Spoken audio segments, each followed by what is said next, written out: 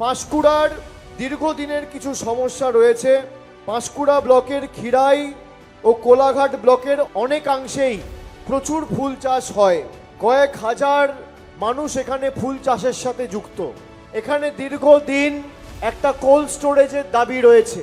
বর্তমানে পাঁশকুড়ায় একটা private cold storage রয়েছে, কিন্তু আমাদের সরকারের যে বাজেট মমতা বন্দ্যোপাধ্যায় ফেব্রুয়ারি মাসে আমাদের সরকার বিধানসভায় পরিবেশন করেছে, সেখানে বাংলা জুড়ে 50টা নতুন কোল্ড স্টোরেজ করার কথা বলা হয়েছে।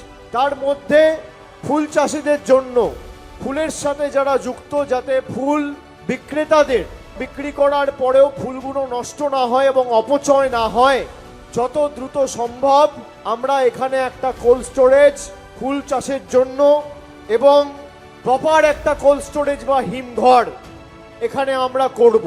রূপনারায়ণ নদীর বাঁধের ক্ষেত্রে নির্মাণের একটা দাবি, পাকা নির্মাণের একটা দাবি আপনাদের বরাবর ছিল।